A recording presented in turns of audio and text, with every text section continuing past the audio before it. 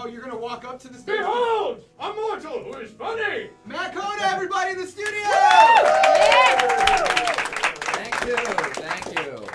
Yes, my name is Matt Kona. Kona is Hawaiian, which is why I thought I was booked on the show for the Zeus Luau. It only makes sense. But people ask me if I'm Hawaiian. I'm not. Matt Kona isn't even my name. It's a stage name. I stole someone's identity. Someone by the name of Matt Kona, and that's why.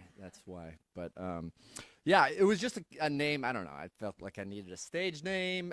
I used that for prank phone calls as a kid. I did not always use my name in prank phone calls. Either my best or my worst prank phone call. I called the local pizza shop, the Rowley House of Pizza. They answered the phone saying Rowley House of Pizza, which is protocol.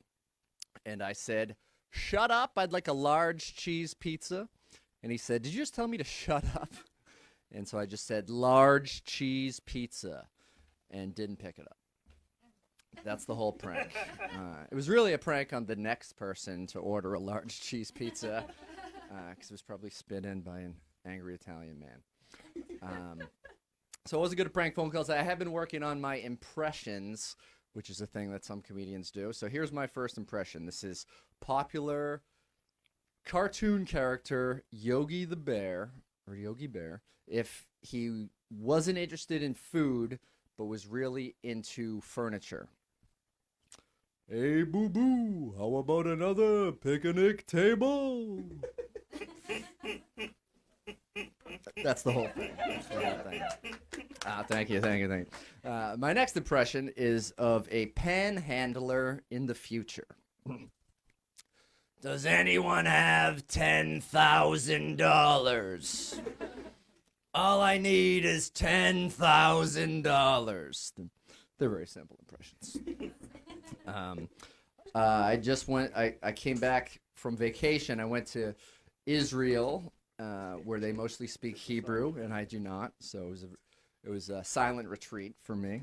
But I went to, these famous holy places. Like I went to where Jesus was circumcised.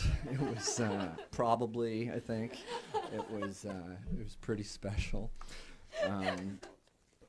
Yeah, everyone was speaking Hebrew around me, and the only time they would speak English is to be like, "I'm sorry, we're just talking about this Israeli show you've never heard of." And I'm like, okay.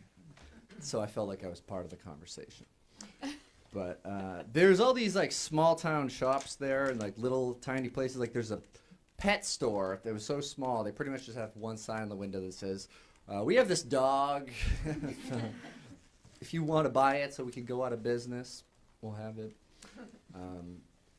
I like to live vicariously through other people's vacations. It's more inexpensive that way anyway. I went to, but sometimes, like you hear a good story, you repeat it when you're talking to other people, and you forget that the person that told you the story might be the person you're telling it back to. So I had this one experience with this guy. I was telling him about just getting drunk in Bangkok. And I was like, so here I am. I'm like outside the bars at 2 a.m. trying to stumble back to the hotel room that your family is staying in. And I realized it was a mistake. There is a studio audience here, but it's there's a quiet light on. And I'm just going to blame it on the jet lag. But I smoked cigarettes when I was over there, which I quit smoking in the United States about a year before. But one thing I really miss about smoking is the littering. I think that's what I miss the most. But now I have like a vaporizer pen thing. I'm not endorsing it, but you like plug it into a computer to charge, and I just assume that's healthier than smoking tobacco.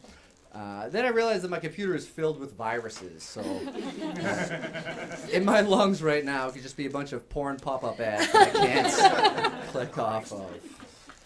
So I have some tattoos on my body, which means that I can't be buried in a Jewish cemetery. Also, you're supposed to be Jewish and dead. Nobody do that to me. All right, back to you guys at the luau. I'm Matt Kona.